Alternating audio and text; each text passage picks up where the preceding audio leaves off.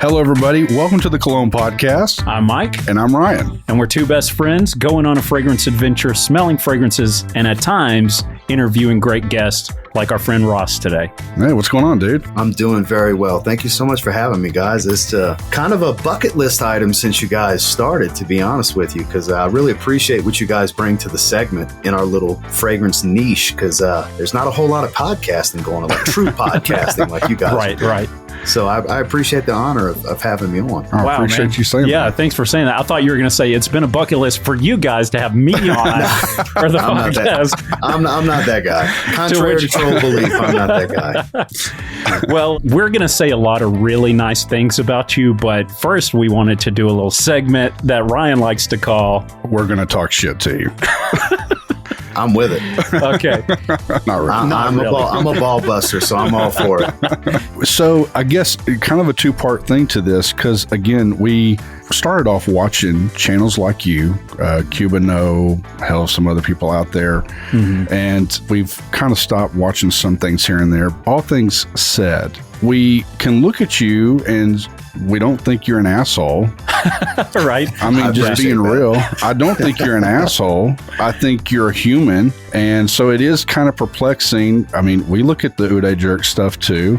Some of it's kind of entertaining, not just about you, but other people. But it is kind of weird, like where some of this hate kind of starts, because it doesn't make sense. And a lot of people don't give valid reasons personally. Before you get to answer, let me kind of reword kind of what you're saying too. Yeah, I butchered the fuck out of that. I think when we look at all the content, yours included, I don't see anything from the content that really says anything differently about you than any other person out there making content. Yeah. In fact, I feel like you're so chill in your videos. You're just kind of like, here's what I like. Here's what I'm kind of smelling. Here's this. We just go, why is there such a giant target on your back by some of these people? So it's funny that you ask, because I've gotten to where it's comical, because it's been going on for years now. This is a second take on the first group. The first group got shut down for doxing people and basically doing what they're doing now. And if I really wanted to take it seriously, I could go to Reddit and get it taken down. It's severe internet bullying. It really is. Yeah. Right. But that they should be like, oh, well, I guess he's cooler than we thought, because I could make these guys start over. Because that's all it would do, is they just have to start another group. Yeah. But because it really doesn't bother me. I ask people all the time, please stop sending me screenshots. I don't care. You know? Right. Yeah. Now, look, years ago, did it bother me? I'd be lying if I said it didn't bother me. But I got to where I've learned to appreciate it, believe it or not, as odd as that sounds. Because I've had people tell me in live chats on other people's channels, on my channel, that's how they even found me in the first place, was like, I got to see what this guy's about. And they end up liking me and subscribing. So thank you, Oda Jerks, for the extra group of people subscribing. Yeah. But what it comes down to is I think my confidence gets mistaken for arrogance often. Even when I was much more heavy set, I'm very confident in my actions and the way I speak, the way I think. It's just who I am. I've always been that way. People that know me personally over the years will vouch for that and validate these thoughts, because it's just how I conduct myself. And it comes across as arrogant to, I guess, for lack of a better term, those that lack a certain confidence with the way they handle themselves. No. So it's mistaken that way. And I really think that's where a lot of it comes from, because I'm just average Joe. I've said this before, like, I'm the guy that you cut up with at work. I'm your work buddy. Basically, is my relatability. I understand my relatability to my audience. So that puts me in a category with the average everyday guy. So some people look at it as, you know what, why him? Fuck him. You know? Yeah, exactly. Fuck him. I don't like that guy. I don't know why I don't like that guy, but I don't like that guy. We kind of talked about that troll mentality too, of going like, people like you when they're equal. And then when you start to see success, you start to grow. They start going, hey, wait a second, that guy's not supposed to be better than me. No. Because they're not making progress. But then you continue to make that progress, and that jealousy breeds some sort of resentment and anger. It's like they want you to still be the local band. They don't want you to ever get a record deal. Right. It's so weird. They want you to work for peanuts. You know, we kind of understand, like, on this end, like how, I mean, we've been doing this podcast for 2 years, and it's grown great on the podcast side of things. Now, we haven't babied other things, but it takes a lot of work to grow something. And we mentioned this on your live the other day. Like, we both get it. our work outside of this is video work for businesses, commercial, whatever. So we understand how hard video work is. And we looked at it. You've put up over 1,000 videos. That is a lot of almost fucking work. 2,000 at this point. I'm at 1,900. That's a lot of fucking work. And people, I don't know what they expect. It can still be a passion. That's what it's like they hate on people for having a passion, but also trying to monetize it. And it's kind of unfair. It's like, what do you fucking want? People can't do this for free forever. And I don't mean that to be sly towards anybody, but it's just a reality. When did the negativity start? Because I feel like if I watch your videos, maybe if I dig through the comment section, but I don't remember any negativity when we were at the top of the funnel, kind of starting to get into fragrances, watching your content, watching other guys' content about fragrances. I don't remember any negativity until we got deeper into the fragrance community. And then we're like, wow, there's a lot of people that really fucking hate, all these creators. Yeah. So it's been happening at least a little bit, even when I was in the hundreds of subscribers. Wow. It's because at the pace I was at 4 years ago, it was fast. Now the pace is totally different because the space has grown so much. So now the want to get to 1,000 subscribers and 4,000 watch hours to monetize, it's a lot easier to achieve than it was when I started. There's different crops of people. I've had people say that watching you, it made me want to start mine. What advice would you give? Yada, yada. All the things that come with that. Yeah. So I humbly appreciate that I'm able to take a little credit for some of the channels that are in this space that got inspired watching me. It's pretty crazy to think, really. Yeah. Because we're just talking about how we love fragrance, right? Yeah. So it in turn, going back to my point, I even had a little bit, like even when I was at 500 or 600 subscribers, I would hear, oh, well, he's gaining 7 a day. He must be buying all 7 of them. It's the weirdest thing I've ever seen. And then the biggest thing was when we got locked down in 2020, right in the May timeframe was when I discovered about really optimizing your videos, really focusing on the analytics, keywords, titling, descriptive words, tagging a certain way. And it was a perfect storm when everybody got locked down. I'll never forget 10 Cheap Fragrance Alternatives. It's my only video that's currently over 100,000 views. Wow. And it really spiked me. I gained 4,950 subscribers that month. And boy, that's when the rage in the cage happened and everybody was just convinced that I was buying subscribers. Yeah. And I would like to think I've proven over time that that's just not the case because it's nothing that they can prove and it's nothing that I can prove. Yeah. It's just the data's there for people to see. So that's really where it came from. It comes to, there's people that feel like I'm not deserving of the success I've had, and I'm not even remotely close to the most successful person in this space. Can we be transparent about on our side of it? Yeah, for sure. So we can attest to this as truth because we made it was like a meme thing. Yeah. You've seen them where they do the rankings and stuff. And one of those went fucking nuclear. In fact, it went nuclear 2 months after I posted it. And we wake up one day and we're like, wow, we're like, fuck, this thing's got 30,000 views. And then like the next day, we're like, God damn, this thing's got 70,000. Before we knew it, this one video got 300 and something thousand views. And our fucking follower count went crazy. Skyrocketed. Yeah. Crazy. Sure. I've got something even crazier than that. And I won't go into detail just because it's not related to fragrances. But me and another friend started a company that was just kind of wildly different. We went from nobody to 30,000 within a month. From 0 to 30,000 followers on Facebook at the time. This was 2016. Yeah. And I get what you were saying where you're like, you've come to appreciate the trolls and the haters because that's immediately what we had to do. Anytime you're really doing something that kind of checks people or creates content that makes them question the status quo or whatever, you're going to have people who love it. You're going to have people who hate it. And the people who hate it are far louder than the people who love it. For sure. And they're a much smaller percentage too. Let me rephrase that. Yeah, they're as equally as loud. One person is equally as loud as 10 people who love it. If one person hates it, they're 10 times louder than one person that loves it. It takes 10 people to balance it out. You never remember all the, wow, this is great, I love it. But you remember every time somebody points out how much they hate it. You know, I tell Ryan this all the time. I'm like, eventually you just learn to see past it. Yeah. It's like we both wear glasses, like getting specks of something on your glasses. Like, you can give yourself a headache focusing on it. Yeah. But after a while, you you just learn to see past it. And Yeah. I think you probably got to that point, Ross, too, where you just kind of know that it's like, it's just buzzing out there and it's not important. Well, here's the thing. If I was doing something deceitful, backhanded, any of these things that would mean I need to be nervous about these things, then sure, I could see where it could bother somebody that has something to hide. But I'm very transparent with people. I'm genuinely myself, good, bad, or indifferent at all times, especially in my live streams. You guys got to see it firsthand the other day on Man, live stream. I've seen you get cornered in a live stream and you like were so chill about it. Yeah. And I mean, they even cut it and posted it on Ode Jerks, but I was just like, where's the hate for this? Because you were like being nice. I mean, you honestly, like, it would put most people in a very defensive position. And it would be easy to fall into that. But I mean, I have nothing to hide and I know who I am. There's people in this community that have gotten to know me personally that know who I am. I have very loyal friends. I have very loyal acquaintances in many ways. And it's just as much as I have naysayers and so on. Like it's a 50-50 kind of thing. And the people that are against me in any form or fashion just really don't know me. And they kind of paint these narratives assuming that they know certain things. And, you know, I'm open to burying hatchets and making nice with anybody because at the end of the day, we're talking about a very strange hobby where we literally collect fragrances and like to smell different things.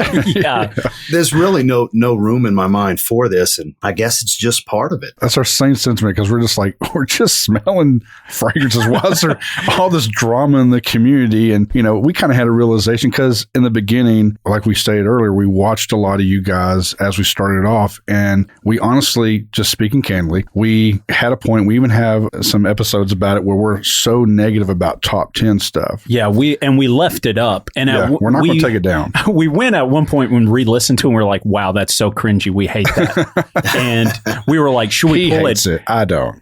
I just think like it's just us pissing and moaning for 45 minutes. I was just like, at one point, Ryan was like, do we pull it down? I'm like, no, it's character development. We got to keep it up. You know, people have to be able to see the journey. But yeah, at the time, we were frustrated as content creators because we were like, we were really getting into cool niche stuff. And we were like, man, this is a lot of fucking work. If we want this to be successful, do we have to follow the mold and do it? And the reality is just like, no, you just got to keep doing your thing, keep doing it for a long period of time. It's not just going to go off overnight, but you just have to stick to it and stick to it and stick to it. And that is what success looks like. And to top off on that, for you, do you remember, I think you just said a minute ago, what video did you say again? Like you just remember it just going off and it kind of changed for you? This was the one that triggered it. And then the next series of videos, really, because I was bringing in new people left and right and they were watching everything because they're bored at home. Yeah. Right. Like the TikTok went, bored in the house and I'm in the house bored. That was a real thing. Yeah. That was a real thing. It was actually the second time I did it. I did a top 5 because I was tagged to do it. Cheap fragrance alternatives. Then I just did an outright 10 and that caught fire. And 2 days later, I did 10 cheap fragrances for life. And that it just built. It just started building 10 beast mode fragrances. All these kind of cliched, me and my buddy Justin like to call the shallow videos. There's no real substance to them unless you can find a way to really make it mean something to you and your audience, which that's the advice I would give to anybody that just hates the idea of doing the list videos is find a way to keep it authentic to who you are and how you go about things with the content and your fragrances and make it mean something. Base it around personal experience and it's not going to be as cringe for you to do because there's a way to play the game and still make it mean something to you in the audience. That's the main point I want to get across because I love to do the individual reviews still. I love to do the haul videos. I like to do, you guys have seen it. I like to do a variety of content, but at the end of the day, to keep pace and to achieve goals you set, you do have to play the game some sort of way. But as long as you're making it mean something and you're being genuine with what you're portraying to people, it makes it easier as time progresses. Yeah, we've come back around to it too. I've used this example and I'll throw myself under the bus again.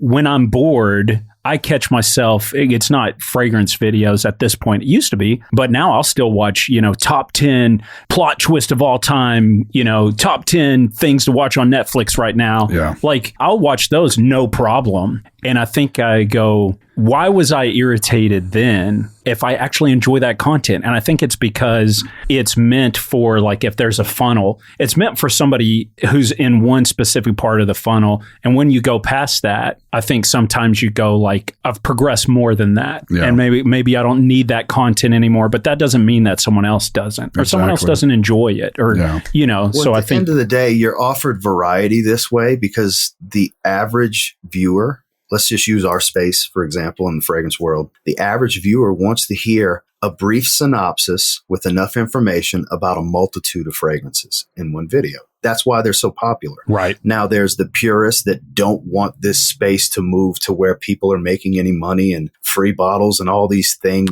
that are purists that want us to go back to, you know, Steven sitting in front of a TV stand with a 360p 4x3 camera. Shout out to Steven and Redolescence. Because that's 12, 13 years ago. They want us to go back to that. They don't believe that there can be passion and monetization, which is the furthest thing from the truth. I mean, it's everything, right? Why is it not allowed to happen in this venue, but sports or music or it's in everything. Any type of entertainment whatsoever is allowed to monetize? Why is it a bad thing if you find somebody that's been able to take a passion and still continue to produce tons of that content that you're consuming? Then why can they not be compensated for that? You know, the majority's okay with it. It's the purists that have been around the hobby for years. That's who doesn't want it to move forward. They want it to still be the, like you were saying, the garage band that's not going to make it. It's that. There's people that want it to still be that. Right. And God bless them for it. But things are the inevitable. There's a group for every hobby. And yes, as crazy as it sounds, perfumery has become a hobby for a lot of people globally.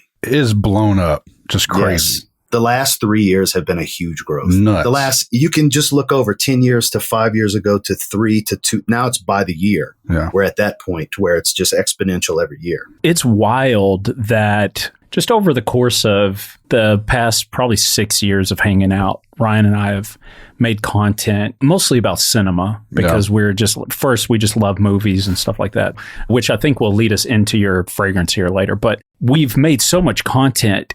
We've never had any content go wildly popular like this fragrance podcast, which, by the way, like you said, who even knows there's a fragrance podcast out there? They're so hard to find, you know, podcasts but boy, in general. If there was ever the right name for one, you guys have We got it. Yeah.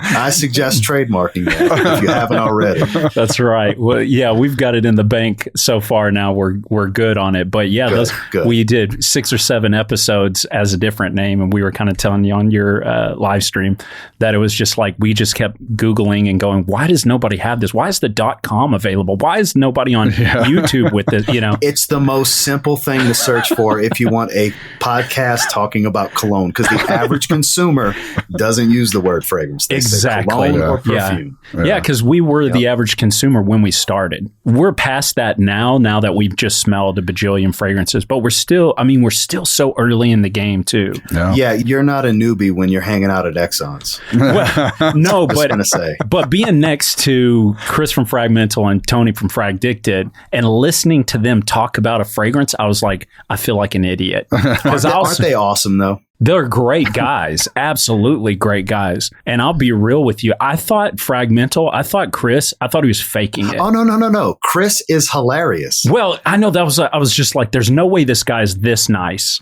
I was just like, there's no possible way. And then we spent 4 days, probably 20 hours a day together for 4 days. And I was like, this guy's the real deal. He is. I love him more than Ryan. I was like, if we live closer, there are so many negative things about Ryan that I ignore just because I have a lack of options as far as friends go. If Chris was nearby, he would be my best friend by far. There you go. For sure. It's easy to feel that way about Chris. I spent some time in the UK at the beginning of the year, and I made an appearance in his Creed videos. I saw that, which was great. We left yeah, at that, man. We have a lot more content to come out across a few channels. We got a little something holding us up that hopefully within the next few months, fingers crossed, comes out. So the rest of the content, because there's one big piece of content that needs to come out first. Yeah. Nice.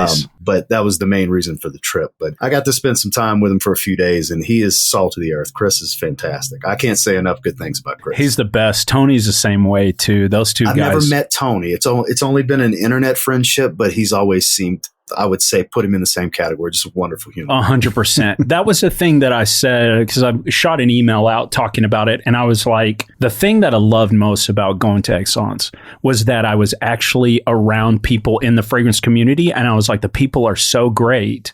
There's just so many people that I ran into. And I was just like, man, they're real people. They're great people.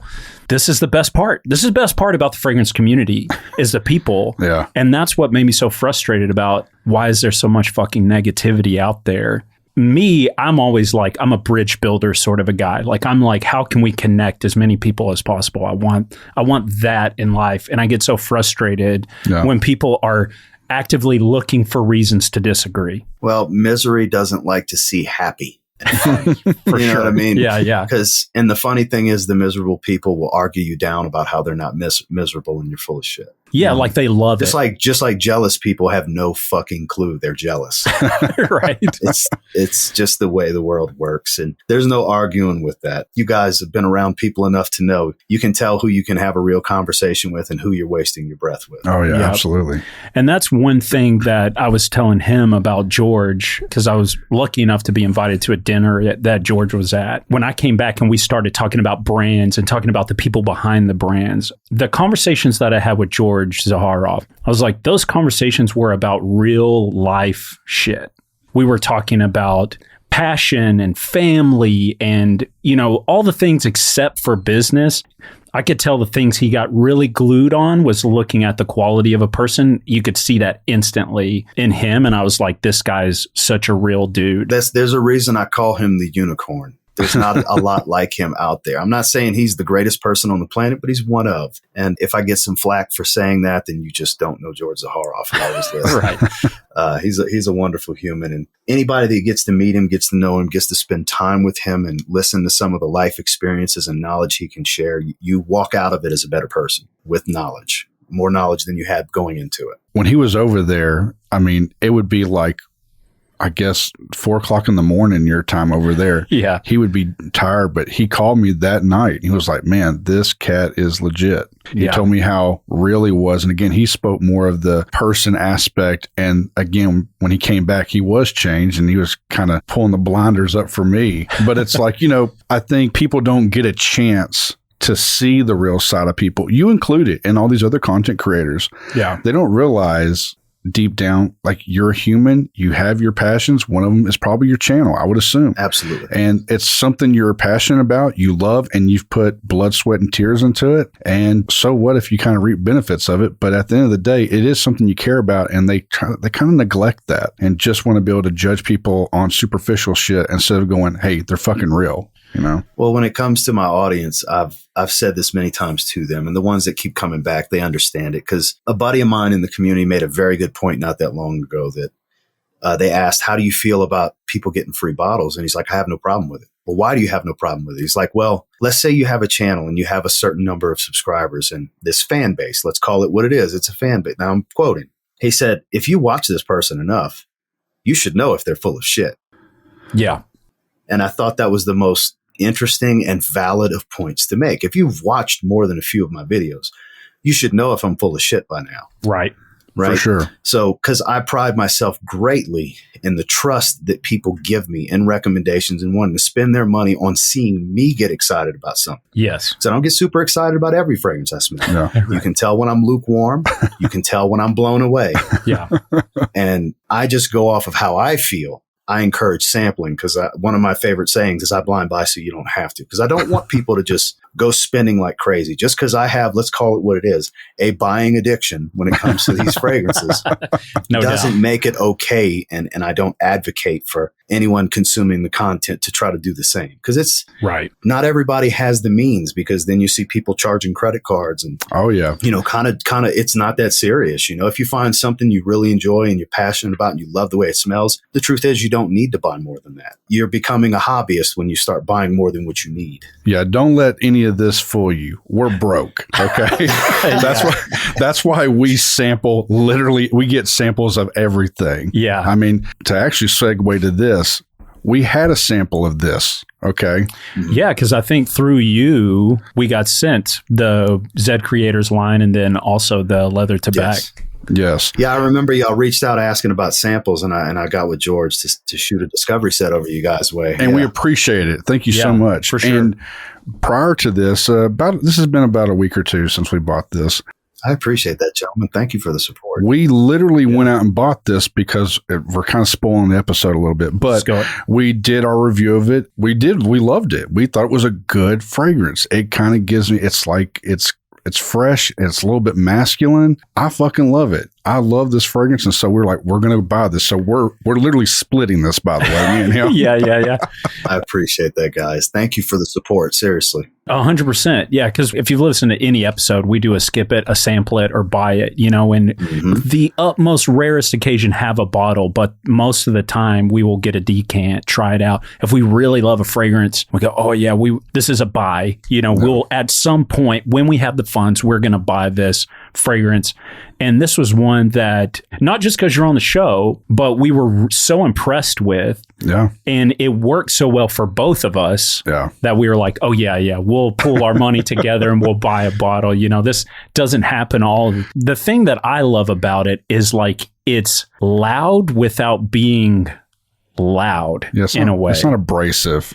Abrasive is a good word. I was about to say the same thing. It's not real aggressive, but it's very present. For sure. Yeah, I was just telling before we got on here because we had a guy here looking to fix our floors here, and I was over here doing. I was mocking you. I was spraying and whiffing it around, but I was telling him, it's very much office safe without being generically office. If that kind of makes sense. Well, it's an evolution on Business Over Pleasure. Its little brother, its predecessor. That was built to be the safe, office-friendly fragrance. It's for a moment in time in my life when I was wearing a suit and tie to work every day in an office setting. That's back when I worked at Mercedes. It was a privately owned luxury dealership too. So it's even more upscale when they're privately owned and not part of the big corporations in the car world, Gotcha. Okay. So this was an evolution of it because I don't know if you gentlemen have ever tried Business Over Pleasure, but you can smell its DNA built into Evening Mystique. It even says on the box, Business Over Pleasure Act 2. We did see that. Yeah, we weren't able to get, because at the time, like we said, when the first version or the first iteration of the Zed Creators line was released, those very first releases, there's no way we could have bought a bottle from this. Yeah. So we were buying decants from split sites and different websites and stuff like that. And so we could not get Business Over Pleasure. Yeah. We were able to get the Siren and that was the hype beast of the three for sure. Which was a shocker that one was available because we really wanted to smell Business Over Pleasure as well. We felt like that one, the way it was presented and marketed, we were like, that's us. We need that. So we want to smell that and do an episode on it, but we weren't able to get a sample of it. But this go around, we smelled the sample of Evening Mystique and we were like, we have to get a bottle of this before we can't get a bottle of this because we really like it. Yeah. I appreciate that, guys. And obviously we haven't de-juiced it yet. We wanted to have a little presentation here, but we literally are going to split this amongst us in some decants. For sure, yeah. Don't worry about that. I want you to both have one. I would love to, whichever one of you want to keep that one, I want to send the other one a bottle so you can both have it. Send it to me and send me like a nice handwritten letter. Wow. Well, the thing is, it's going to come from Chicago. So I can't do it. The handwritten letters were for the pre-sale. Oh, okay. Wow. Fine. Just like Mike trying to get extra shit over me, man. How about this? I can type out a real nice message in our Instagram conversation. There we go. Yeah. Nice. But no, I'd love to do that. I don't want you guys to have to split it. We still have some stock. We increased the stock due to the nomination with the Fragrance Foundation for the packaging. So George filled some more bottles to kind of, extend it because we were getting close to where we were about to be out of all three. Now we have some more stock to work with. So I'd love to, Mike, I'll shoot it your way if Ryan wants to keep that one. Or vice versa. Yeah. Whatever. Guys, just let me know where to send it, and I'll reach out to George and have him send you a bottle. Dude, thanks again for that. That's so awesome. It is. Again, this is all. Thank y'all for the support. I mean, because look, y'all went out and bought that bottle when you didn't have to because it compelled you from sampling it to buy it, and I just appreciate you guys having me on here and just look at it as a token of my appreciation for giving me the opportunity to speak on your platform. We recorded our first reactions, and we wanted to do that before we got on with you because we were like, we want it to be genuine. We don't want there to be pressure to where we're like, oh, it's great, man. Good job. Look, I can take criticism if it's somebody's genuine thoughts. I'm all for it, man. Because not everybody likes everything. I get That's the point. If you can't really make it that way, or it gets too generic at that point, it's got to have. Well, then it gets criticism for being generic. That's the thing. Yeah. It's going to get some criticism. No doubt. Well, with us, we were initially like, I even told Ryan, I'm like, man, I feel like I'm holding back compliments on the episode because I'm like trying not to hype it, but I like it so much. Yeah. That I'm like, so I was just like, after all, like, I just have to be honest and say, it's got to be a buy. This is one I really, really like. To me, it reminded me of like a sophisticated fragrance that I wouldn't be afraid to wear. I feel like it's complicated enough to like be like intriguing. Yeah. But it's like some of the fragrances like Homage and some of these other brands that have these that I'm like, I want to wear. I don't like them all the way through. I like them like 2 hours into the fragrance. Mm-hmm. But at that point, it's like I've already got a headache on it, And I felt like this one was like, as soon as I sprayed it, I was like, that's what it needs to be. There it is, I appreciate that because it's one that definitely nuances. It's pretty complex it's the least complex note breakdown of the three, but it nuances arguably the most from what I've seen with feedback with people. It goes through about 4 or 5 stages on skin, at least for me and other feedback I've gotten. It changes pretty drastically from the opening to the heart and early dry down for sure. You guys were nice enough to send us, I think it was 7.5 or 10 mils, something like that. Yeah, they're like 7.5 mils or 7 mils, the travel sizes. We went ham on it. We just covered our bodies in it. I ended up having, I was teaching photography at an event. So there's people coming and going. So we're outside in this, it's open fields here in Texas. Mm-hmm. And people would come down the hill. There'd be a group of people and they'd always go, wow, it smells great down here. That's awesome. We were outside, We might have already bought it at that point. We loved it so much. We're like, okay, it's buy. And we just went ahead and pull the trigger. But after that, I was like really worried about how I was going to make sure I got my 50 mil out of this bottle. Because I was it actually would have been 60 mil because it's it's true. It's 120. Yeah. I was like, man, I really like this. I called Ryan on the way back and I was just like, man, for real, like this is such a great fragrance. I was getting whiffs of it all throughout the night. Everybody else was. It wasn't terrible for the people who were close, but like in a group setting, people could smell it too. It's hard to find a fragrance balance like that to where you can be in close and it doesn't bug you, but also if you're within a group, like it's got some power in the group. And I was just so impressed by that out of this fragrance because I normally don't wear loud fragrances just because I can't stand not being able to be close without either me feeling overwhelmed or worrying about someone else feeling overwhelmed. And this was one that really checked that box. There's very few fragrances that do that.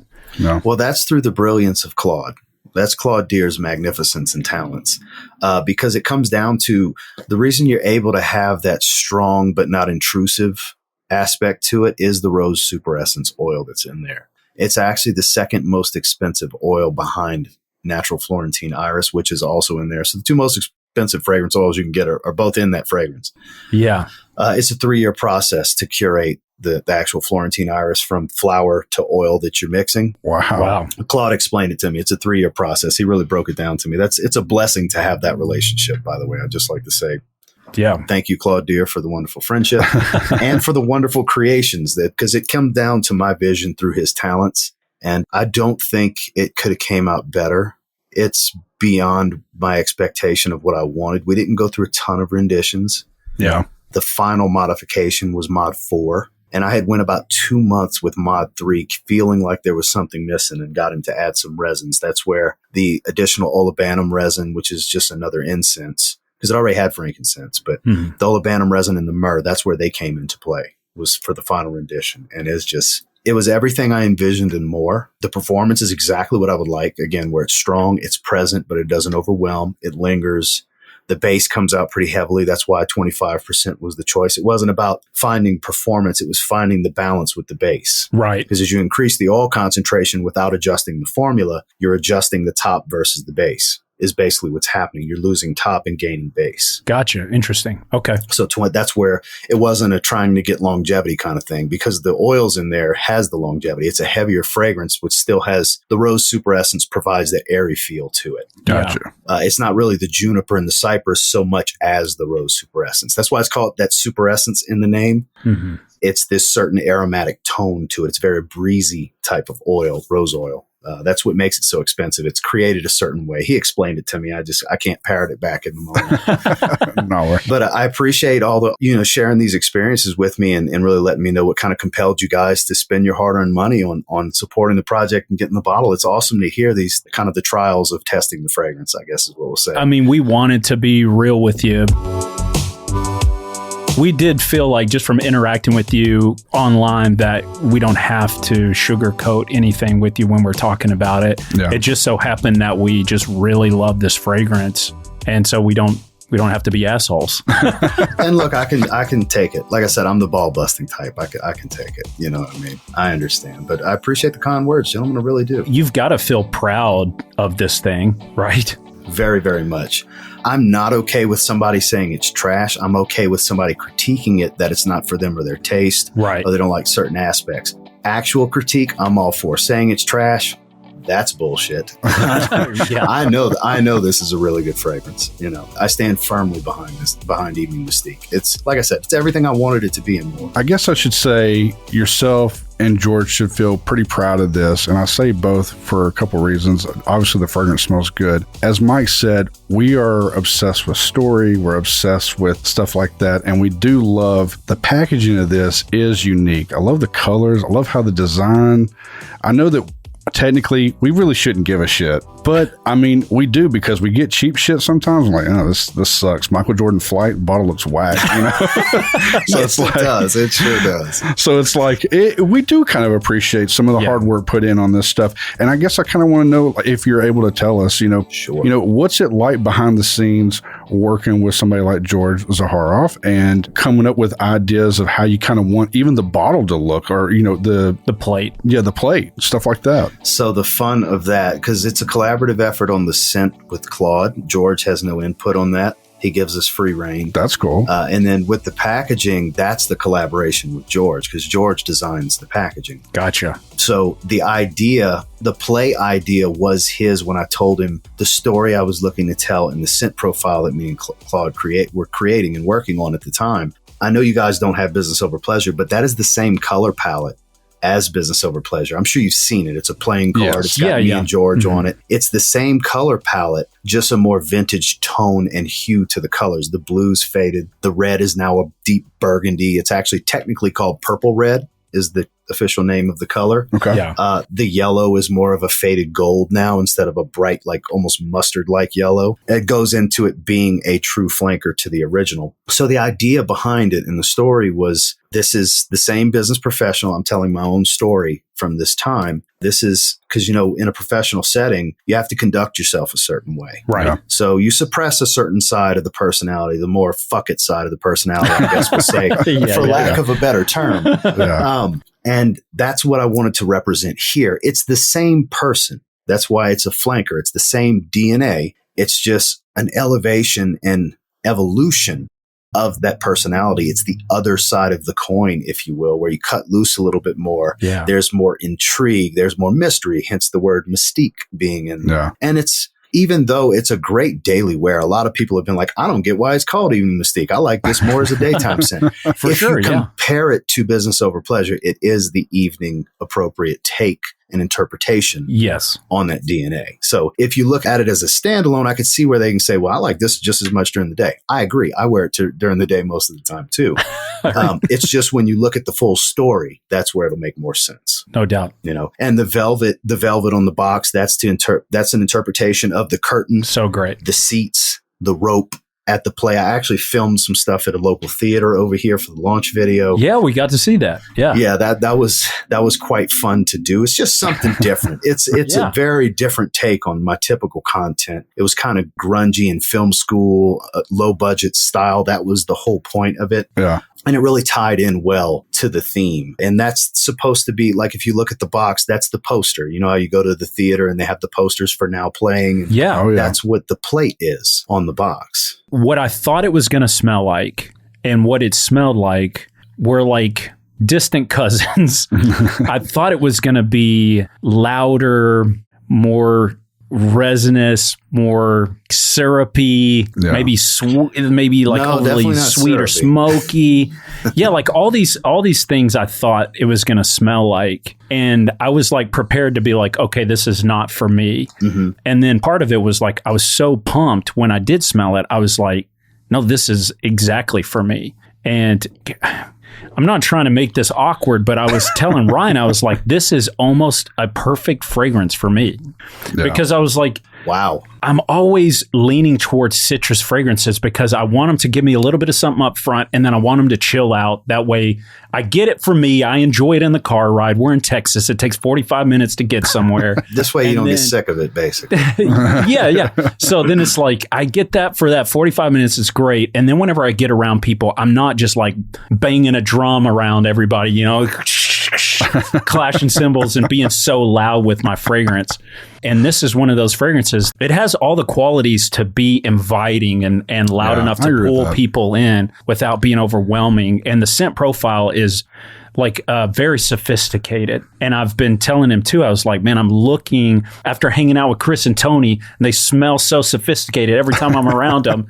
And you know, I'm wearing just like very clean, generic type fragrances. I was like, man, I got to lean into something sophisticated. And then we got back and smelled this, and I was like, this is it. This is it for me. I've been looking for this fragrance. So the idea behind it was this is more of an enthusiast fragrance, whereas Business Over Pleasure was much more safe and versatile.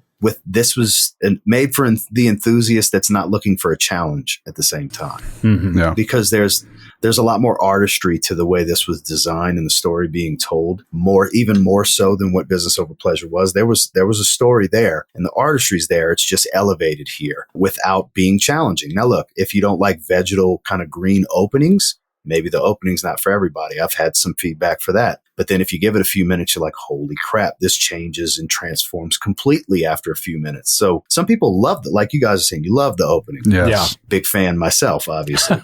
Right. But once you let that iris settle in and the cypress comes out more, it really becomes a different fragrance, you know? For sure. That's why I said there's multiple stages to it. But I really appreciate that's pretty high praise. I mean, you're not just blowing smoke up my ass, are you? No, not at all. I mean, I'm just we're busting balls. I appreciate it, Mike. I we're really like do. try to be careful not to do that because I think that's the one thing that people are scared of in the fragrance community is overhype, you know? So I feel like at times we're almost knee jerk to not compliment too hard.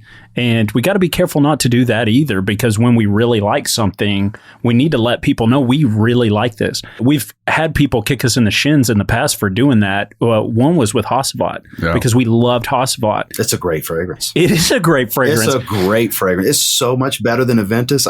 Come at me, whoever wants to get mad Dude, about we that. had so many emails of people writing us in going, fuck you guys for saying this is so good. I hate this. And we're like, I'm sorry. Look, we're not going to get any money for you buying this. We just really liked it, you know? At the end of the day, you can't fear what the few are going to think, and you just got to be honest. That's it. And if your honesty is overwhelming positivity, then that's just what it is. Yeah. You know, take it from a guy that gets more criticism than anyone else in the space. It's true, man. Just be honest with you people and with yourself, and who cares? You know, if people want to come along for the ride with you, that's who you're talking to anyways. Well, on this ride, Ross, we'll kind of wind down here. What is next? Because obviously, in many eyes, even in some people who've been strong critics of you have said this is a home run fragrance. I appreciate that. It's hard to deny how good this thing is. Where do you go from here? What are your next steps or your plans? Well, there's no immediate plans to do anything beyond this for a second round.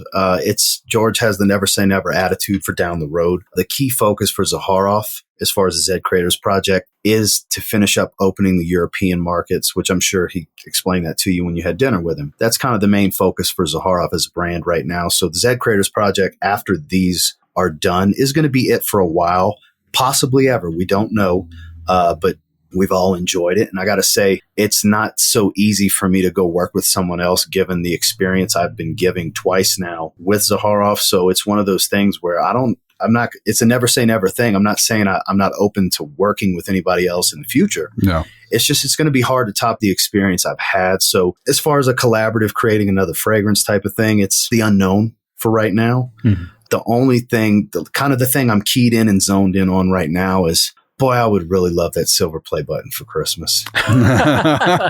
No doubt. That's my current goal. That's the goal. Yeah. I'm pacing the first of the year right now. Who knows if I'll keep the pace, but that's like, I've told my audience in live streams, like if and when I'm going to open that package on camera, and I'm probably going to tear up and cry a little bit, because that's a lot of hard kind of work, solidifying the time and effort that has gone into this. And there's only 2 milestones on YouTube. Yeah. The 100,000 silver play button and the 1 million gold play button. Yeah. And it's a big deal for a creator that when you put a lot of time and effort into your content and you're really passionate about what you do, it's, for a lot of people, it's as big as it gets as far as milestones on content creation, because not everybody's going to get to 1 million subscribers, Right. Yeah. So I'm very eagerly looking forward to that day, because I know that day will come.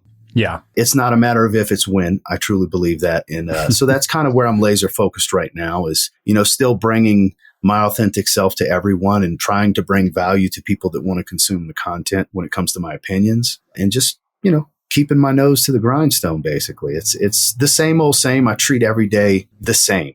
I have an agenda. I have a goal. I set goals daily, weekly, monthly, yearly. Yeah. I'm very goal oriented. So that's the main focus, is continuing to grow my presence online. And if any other opportunities, such as what we just discussed with Evening Mystique, come around, I'm open to, like I tell any and all brands, I'm open to hearing anybody out for anything. It's got to make sense for all 3 parties involved for me to even consider it, for the brand, for the audience, and for myself. If all 3 parties can't benefit, I will not do it. Right.